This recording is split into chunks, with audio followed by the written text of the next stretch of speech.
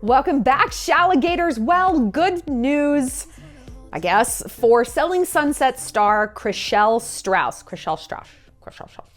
who I think is just the cutest little peanut of a person. I think she's so endearing.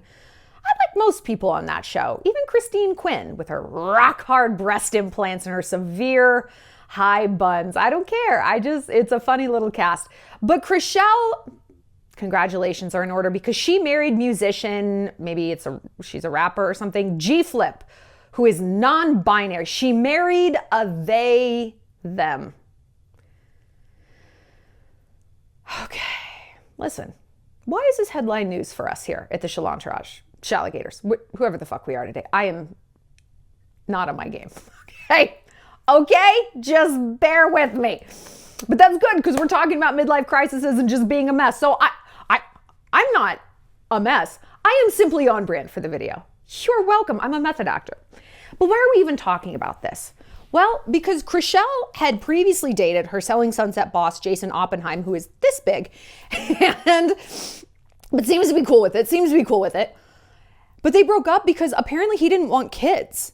And she really, really did. She wanted that family, and that's completely valid. He is also completely valid for not wanting that. And it's good that they called it quits rather than stay together.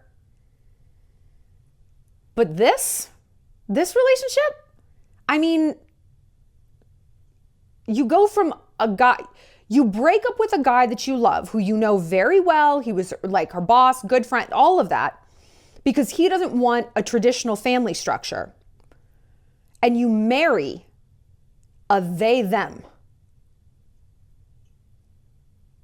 What's going on here, girl? Listen, if CHRISHELL's happy, that's great. Like I said, she's so cute. I want her to be happy. I want good things for her.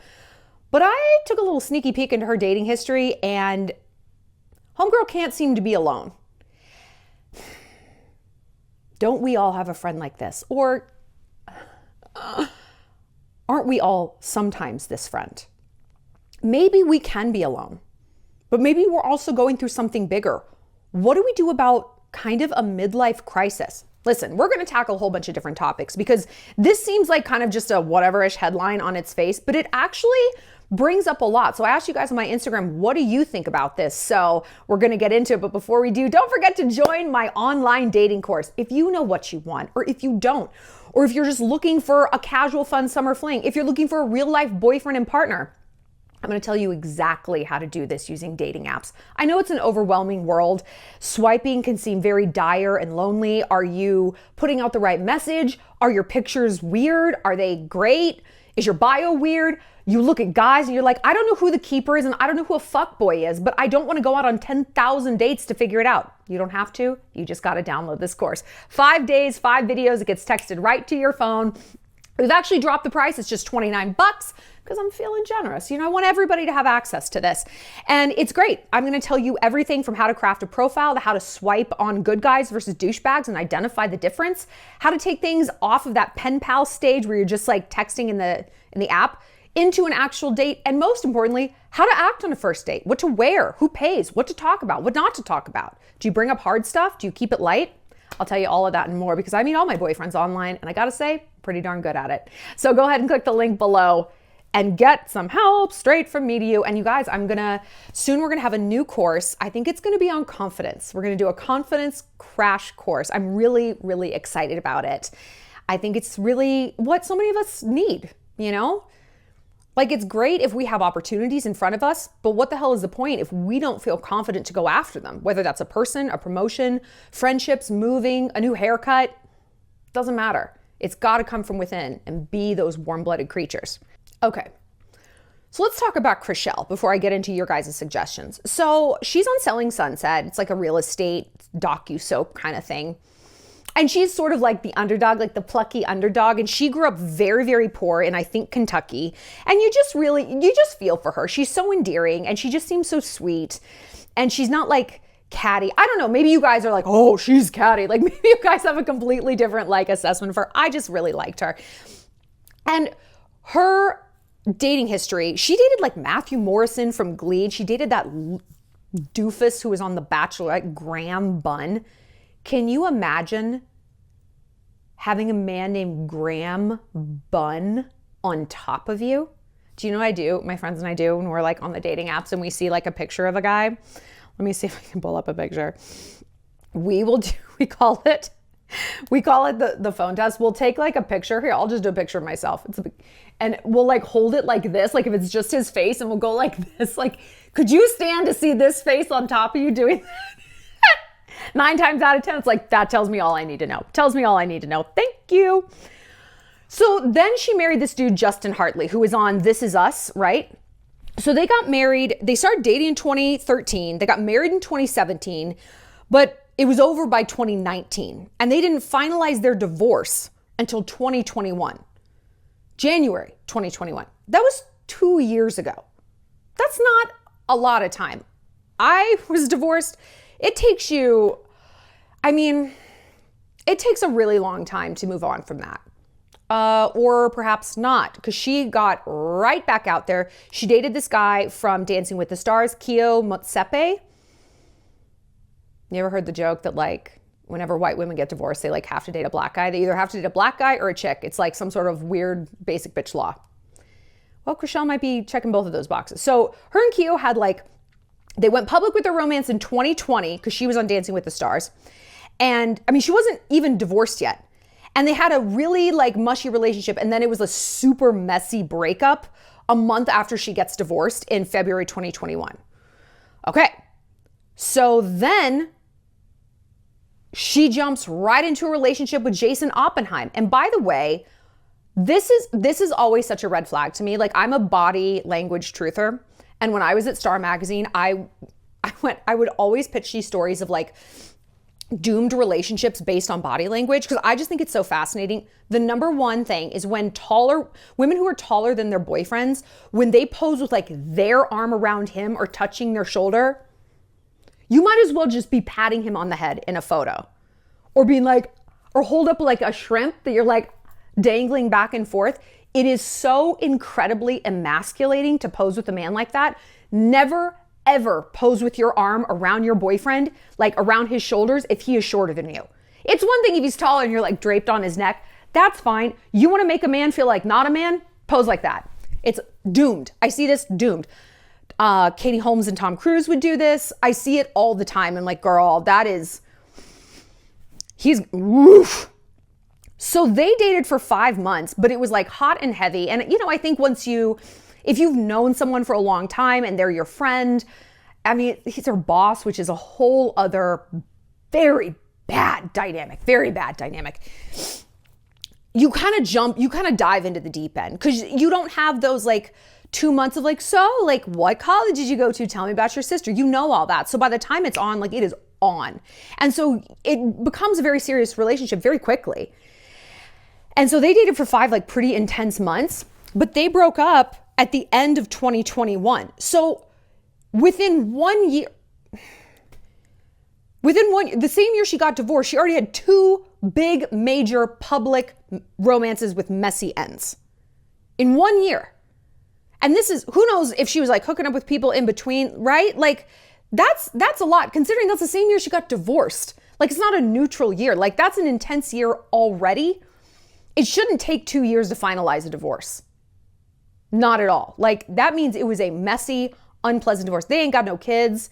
They're not like, this isn't like Jeff Bezos getting divorced where there's like a ton of things to work out. They're like both C-listers. Like, come on. How many assets could there really be to divide that it takes that long? It means someone's dragging their feet and making it difficult. So forgive me if I don't think she was in the headspace to craft an actual relationship. I think she was very much in the headspace to get into a getaway car. Any sort of emotional getaway car. Just get me the fuck out of this feeling. Get me out of this feeling. Get me out of this drama. Get me out of this self-reflection, the sadness, the crying, the bleak future. I don't care who it is. Just get me out of there. And I think it's very interesting that both of the people she chose to date that year, Keo and Jason, were people in her immediate orbit, like literally less than an arm's length away. Keo, wasn't that her Dancing with the Stars partner? If it wasn't her exact partner, he was on the show. So like they were there all the time. That's basically a coworker. And then next was her boss.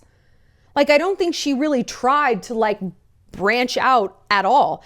And when we see people doing that, I believe that's a direct result of the getaway car thing. I just need a warm body. I need whoever is here, and I will try to fit them into what I need versus looking for someone who genuinely and organically fits into what I'm looking for. And they were both bad breakups. So the breakup with Jason was because he didn't want kids. I think he's like 42. He's a bachelor. He's super rich. He can fuck any model in the world, because he's so wealthy and now he's famous. No shit, he doesn't want kids, dude. Like, that's the wrong tree to bark up. That's the wrong tree. I mean, but some guys who are like that do want kids and a wife. And I believe he probably will someday. I think he's already dating someone else and said like, yeah, I'm open to kids, which is just the most crushing thing to hear. Because then it's like that scene in When Harry Met Sally. It's not that he didn't want to get married. It's that he didn't want to marry me. I know. It's awful. And when this happens, when it's a rebound, it's like a drug addict trying to anesthetize whatever trauma they've dealt with in their life with alcohol or drugs. Anyone can look at that person and be like, that's a bad idea. You need to just deal with the things that you need to deal with and not import this other thing, this fix on top of it, because it's not a fix. It's actually a whole new problem. It's going to take on a life of its own.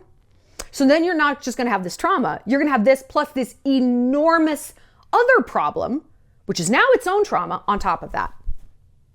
This is also dating and relationships. We do this all the time. Drugs come in a whole bunch of different forms. Sometimes you put it up your nose, sometimes you put it up your... So I don't think she really gave herself any time to process her divorce. I mean, she was with Justin Hartley since 2013. They weren't divorced until almost 10 years later, like 8 years later. That is a long time. They both changed a lot. Their careers changed. Their public profile changed. I don't think you're over that in a year. Sorry. Even if you're doing a ton of therapy, like, it literally just takes time. But no thanks, said CHRISHELL, because her and Jason were done dating end of 2021. By mid-2022, so let's say at the outside, 6 months, here comes G-Flip. I don't know what a G-Flip is. I don't think she does either. And no, I'm not going to be respecting her pronouns and using they, them, because they, them already has a meaning. It's plural. And I am not obligated to participate in her delusion. Okay? And if that makes me whatever phobic, okay. I'm not anti that. I am just pro logic. And that's not logical. And again, I'm not participating in that delusion. If a 4-year-old says that he's a firefighter, that's cute. I'm not letting him run into a burning building. If he says he's a waste cod driver, he doesn't get to drive my truck. I don't need to participate in that delusion to make themselves feel good about themselves. So sorry, G-Flip. Be happy, do whatever you want. Work within the confines of logic, as, I don't know, almost everyone else on planet Earth has managed to do. I'm sorry, this is a little tougher for you. It's not my problem. So she starts dating G-Flip, who again, is this, I guess G-Flip's Australian. Okay, that's cute. We love an Aussie. And now they're fucking married. And it looks like they got married. I don't know if they got married in Vegas or something, but this like ratty maroon, it just looks like the cheapest. Ugh. Here's what I don't understand. There's a lot of things I don't understand. Like how 3-way bulbs work. No clue. Or dimmers. I don't know how that works. It's electricity in general. You dump Jason. You guys break up because he doesn't want this traditional family structure like you do. I mean, let's agree that kids are fairly traditional. Getting married and having kids is traditional. There is nothing wrong with that. There's nothing wrong with that. If that's what you want, girl, live your truth, live your life. That's amazing. What I don't think makes sense, because look, it makes perfect sense. And I was proud of her for being like, hey, I'm going to look this in the face. We don't want the same things. I don't need to get all the way down the rabbit hole like maybe she did with Justin Hartley and pretend that you're going to change your mind when you're not. I am going to accept that you don't want this. I don't understand how she not just dates, but marries someone who seems confused about the basics of her own biology. Do you know what it takes to raise a child? I don't either. That's why I don't have them. And I am not confused about almost any aspect of my life or my vagina. None of those things. I have a solid career. I have solid friends. I have a great house. I have a great family. And I'm still like, I don't know that I could do this. Having a child with someone who is either so broken that they need this kind of attention and this kind of weird emotional reimagining of their identity. It's 3 a.m, the baby's crying, you're on 45 minutes of sleep, and this person is just not plugged into that.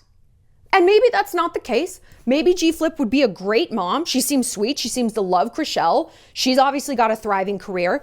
But like, I don't want to be dating anyone of any gender who doesn't really know who they are. And I think you're going to have a pretty difficult time convincing me that a they, them just knows who they are, because 2 years ago, this they, them shit didn't exist. Who were they then? Who was she then? Who was she 10 years ago? Was she just, blah? Was she a fragmented chaos machine until somebody was like, I know, I'm a they, them. She's like, oh, that's me. What the fuck do you mean? You're a grown woman. You're a wife. You think you're ready to be a wife. You don't even know if you're a woman. What? None of this makes any sense. And so I look at CHRISHELL and I'm like, baby, what are you doing? What are you doing? You went out of the frying pan and into the fire. And listen, clearly, well, I would assume that G-Flip is like, oh, I really want kids. You need to get your own house in order before you bring a baby into this fucking mess. I'm sorry, but like, you're trend chasing, you're clout chasing, you're woke chasing. Don't bring a baby into this. Because when the baby arrives, it needs to be all about the baby. It needs to be all about the baby, which is why I don't have one. Because I don't want my life to be all about a baby. I want it to be all about me and my dog and my travel and my little nugget ice machine that's on the counter and makes this just tiny little bullet ice. It's incredible. It's the loudest machine in the world, but I love it. I'm a bit of a narcissist. Hey, that's all right. At least I know it. And I'm not like, no, I can handle a baby. Fuck people who do that. Sorry, fuck you. This kid didn't have a choice and now it's here and it's like, well, I don't know. I just got here. What, they, them, what? So it's difficult for me to see a super, I won't say, I can't see a happy ending for G-Flip and CHRISHELL because I assume that they've talked about this kids thing. And yeah, maybe G-Flip really wants a bunch of kids. I just think that this is like, I just think it's weird. I just think it's weird. Like ostensibly you wanted the most traditional thing in the world and now you're trying to find that in the most non-traditional circumstances. That's my point. And maybe ironically, yeah, that is where you find something traditional because it's the root is love and those traditional parameters don't actually matter. Okay, maybe. I don't know, maybe you can raise a kid in a van. I guess anything's possible. It's not how I'd play it. If I was a betting man, that's not what I'd do. So let's see what some of you guys had to say about this, because I think this video isn't going to be about non-binary people. I literally don't care because they're so bizarre. But I do want to talk about, I feel like this is a trend and a lot of you guys talk about this. They're like, this seems to, okay, yes, this is a trend. What kind of trend is this? Have you seen the charts and stats? It's mind-boggling. I have not seen charts and stats. I have seen a rash of women, understandably, just hit the fucking wall with men. Just hit the wall. Wah! And listen, look at CHRISHELL. Look at how adorable she is. And look at Jason Oppenheim. Look at thumb. A rich thumb, but a thumb nonetheless. And we talk about this. We talk about this in Kill the Cheerleader. We talk about this. We talked about this last video when it came to dating down. When it's like, you date someone who physically isn't on your level, that should guarantee that he really loves you, right? That he'll do anything to hold on to you, right? No. If you haven't watched that video, go back. I explain it. I won't recap it here because it's long. But no, it doesn't. And maybe she was like,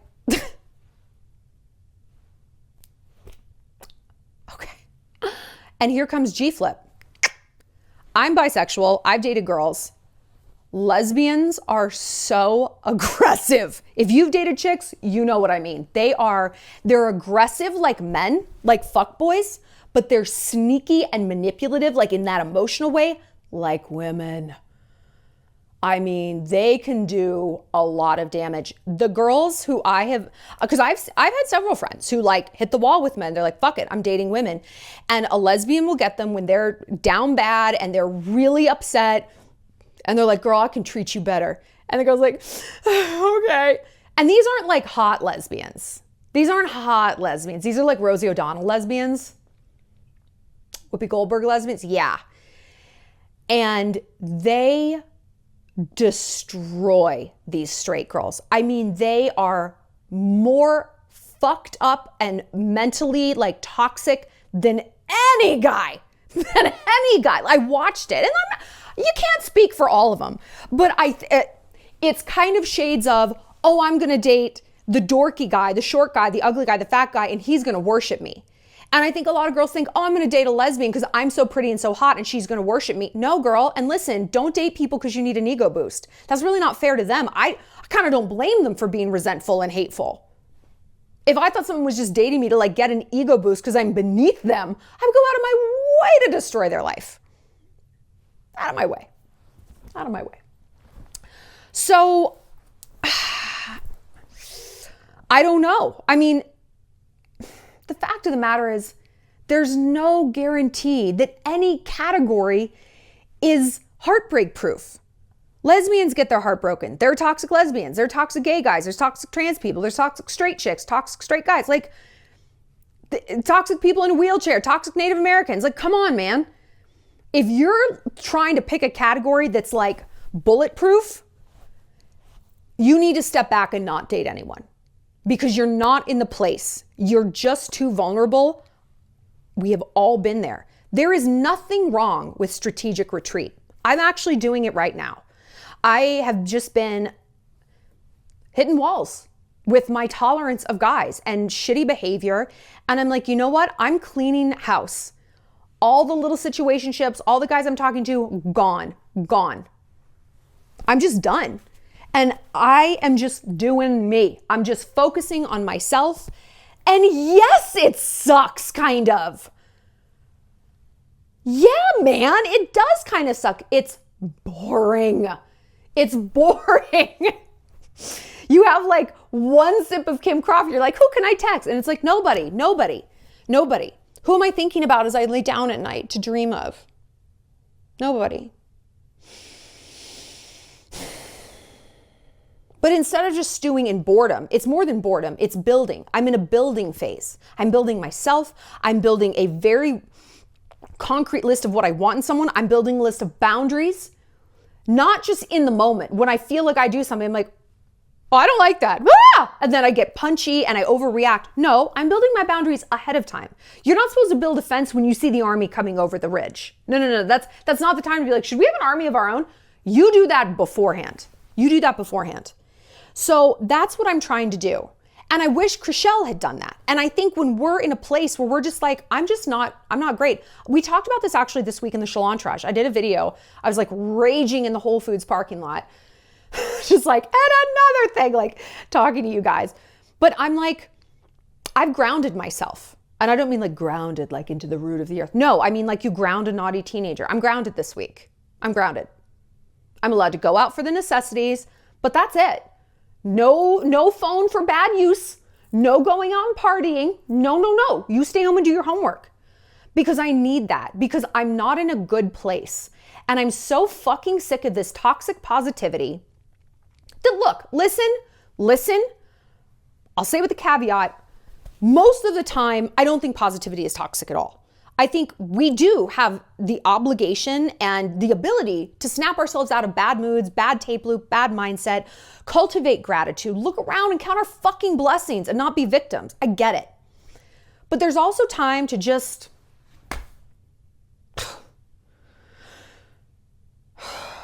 surrender, just give in. I'm in a bad mood. Maybe I'm in a bad place. But there's a difference between a bad day and a bad life. You can have a bad day. Don't extend that and be like, I have a bad life. No, you don't. You probably have a great life. Or you have a life that even if it isn't exactly where you want, it's fixable and you can move towards that. But I also believe that that strategic retreat will give you the objectivity to be like, okay, I'm going to do some strategic wallowing tonight, some strategic crying, some strategic Ben and Jerrying. Okay?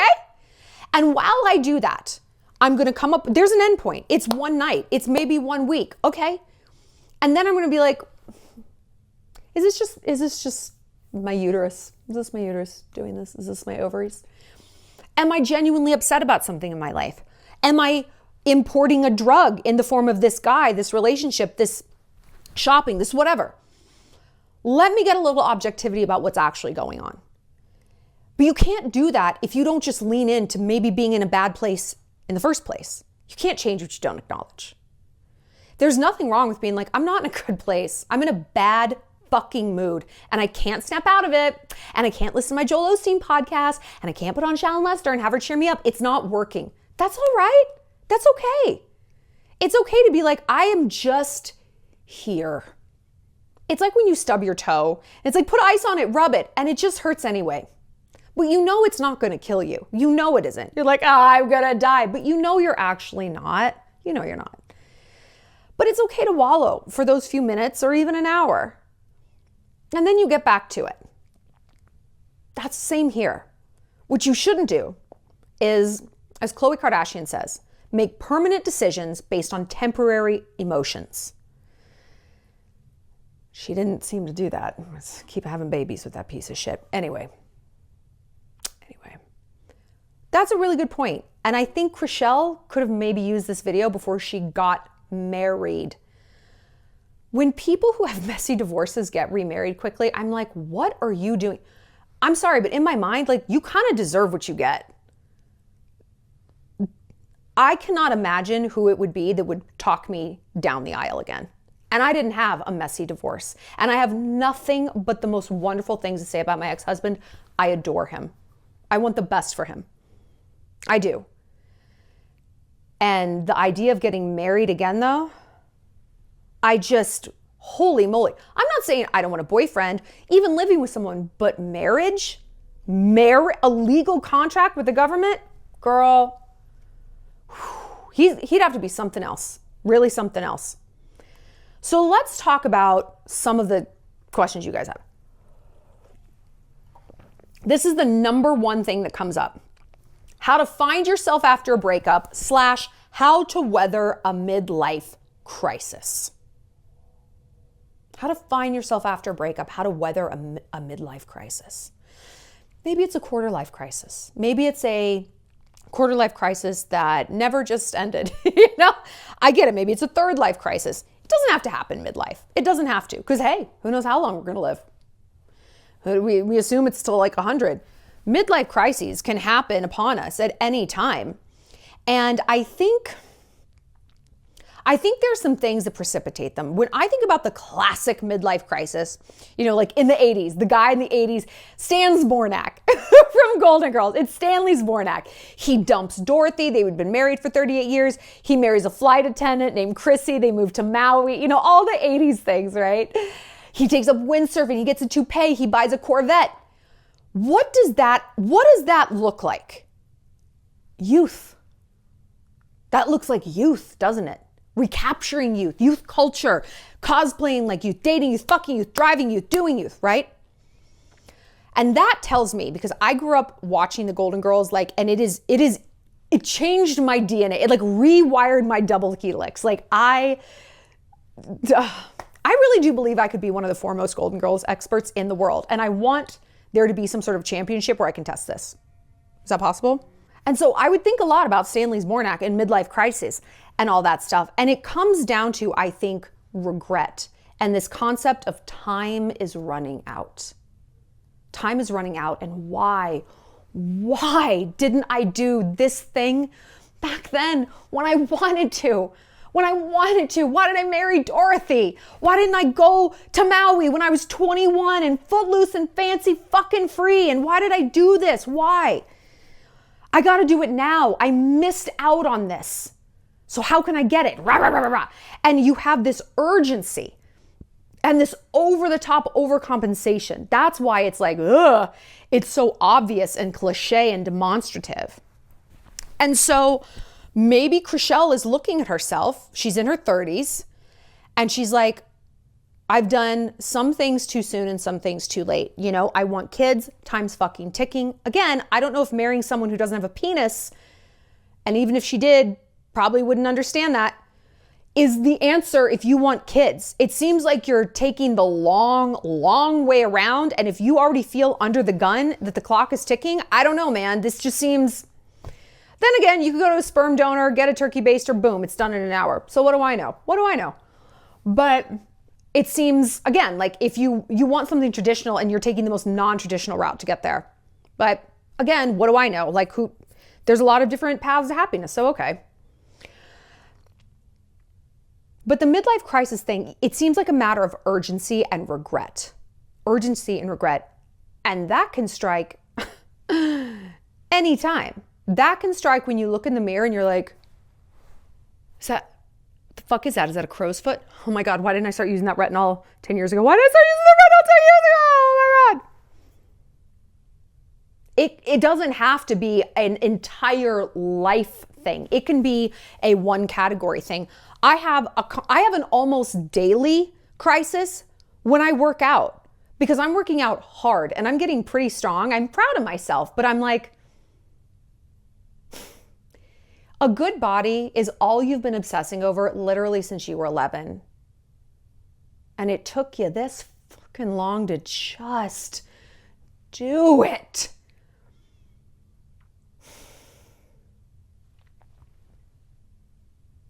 But look, there's no such thing as what might have been. There's no other path than the one that you're on.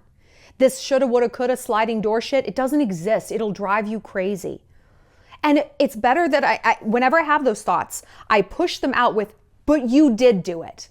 And a lot of people never do. They never get in shape. They never go for their dream job. They never leave their small town or dump that guy or talk to the hot guy at the bar or learn to country dance or learn pole dance. They don't ever do it. So at least you did it. Sure, you could have done it a long time ago, but hey man, you're here now and that's what matters. Okay. It's not a complete and total analgesic to regret, but it gets you there. And it keeps you putting one foot in front of the other and keeps you moving forward on the path that you're on, which is the good path. It's the right path. You're on the path. Yes, you finally did it. But what if you're not?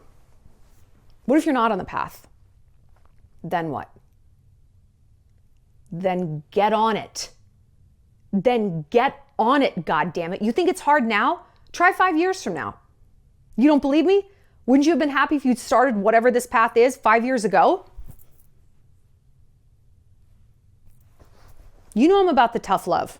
I can tell you, well, you know, just like there's time and opportunity. No, the fuck there isn't time. You don't know that. If COVID taught us anything, it's all the things we take for granted, all the routine things, going to Target, hugging our loved ones. That's not guaranteed. So what are we waiting for? Okay, well, the question is, how do we find this? Like, how do we find ourselves after a breakup? You start real small. You know what example I'm going to give you? You might. Pepsi versus Coke. Pepsi versus Coke. Who are you? Did you ever see the movie Runaway Bride with Julia Roberts and Richard Gere back in whatever the 90s?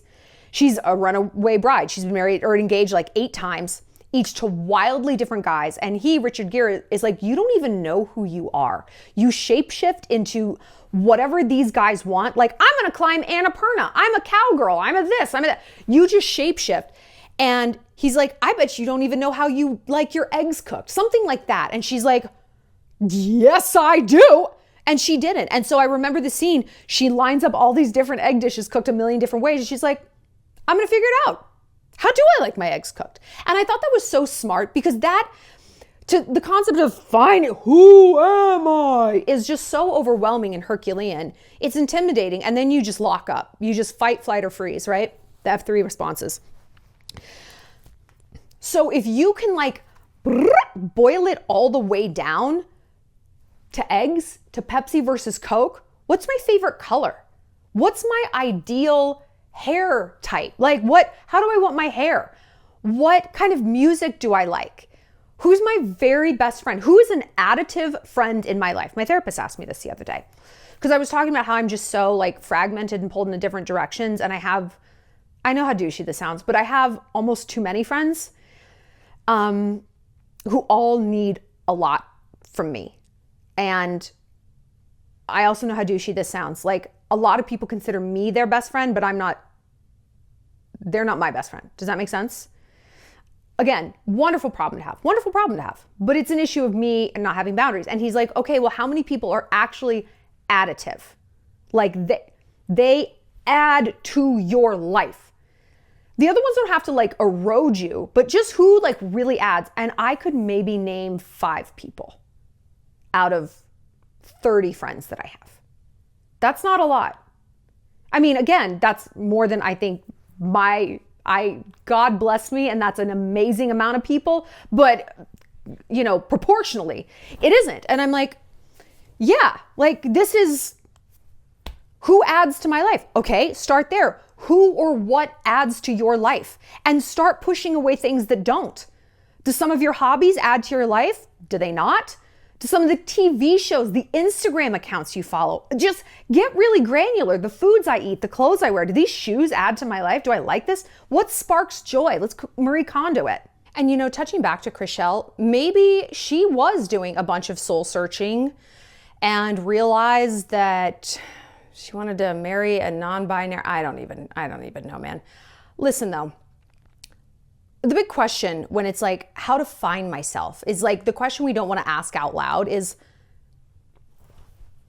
how long is this going to take? Because I want to have kids and I want to find a man and I'm tired of being alone and I need to make a fucking decision. Girl, how long does it take to be an authentic person? Like forever, all the time. It's like saying, how long does it take to be a fit person and then I never have to think about it again? No, you have to think about it all the time. You have to think about it all the time. You can make huge progress in like 6 months, but you have to keep thinking about it all the time to keep it up. But listen, it kind of sucks to think about like fitness and like food and all that stuff and like what you can and can't eat. It is so fun to think about yourself and what you like. You become addicted to it. I was also talking to my therapist about this, that like there's a difference between narcissism and narcissistic personality disorder. Okay? Big difference. There's a lot of gray area in between. NPD, bad.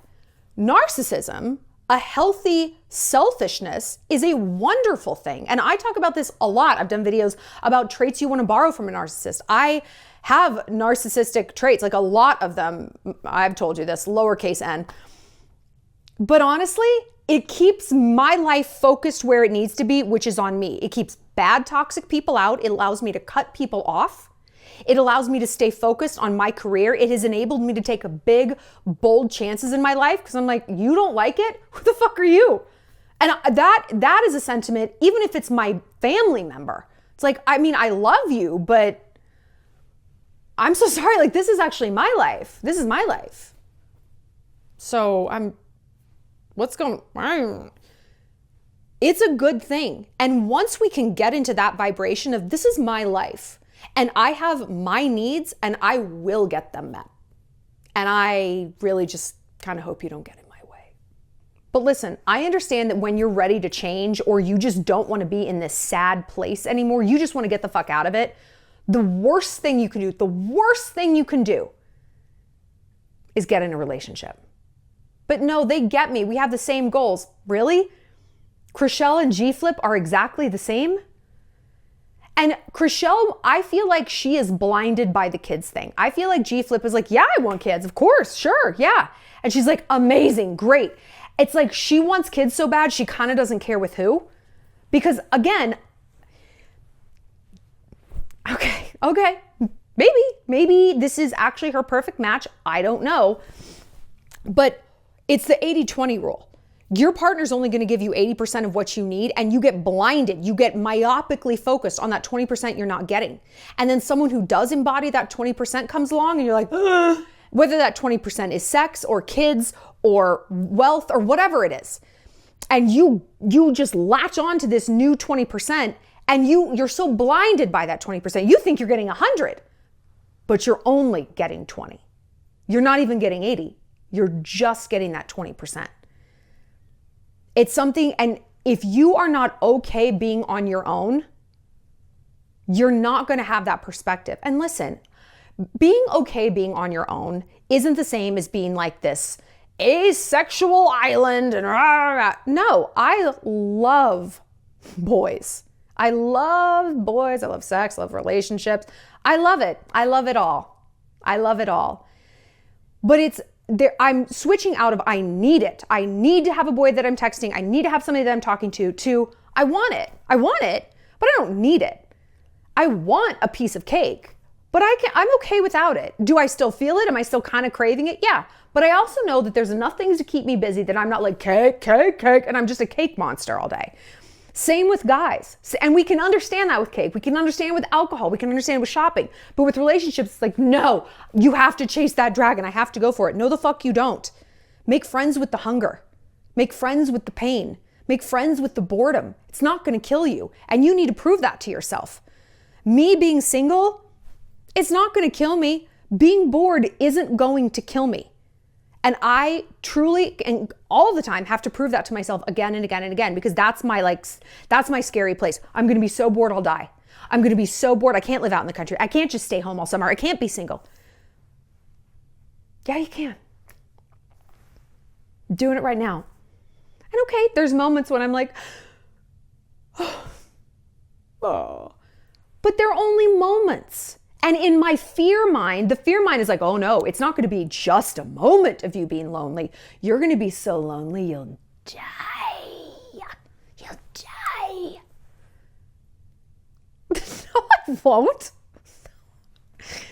No, I won't. That moment passes, like everything passes, like even happiness passes. This too shall pass. Everything is temporary. That's the good news and the bad news. And instead of trying to hold on to certain things and never feel other things, that's not the middle path. Those are extreme paths, right? And we always talk about the middle path. The middle path is there are clouds in the sky. They're drifting across. Oh, there they go. Oh, new clouds are coming in, and they change and they move. That's how emotions are. Sometimes it's happiness. Like yesterday, I was like incandescently happy all day. I was just like, I feel amazing today. I worked out. I had a really good workout. I liked the playlist at the gym. I saw my friends. My dog was great.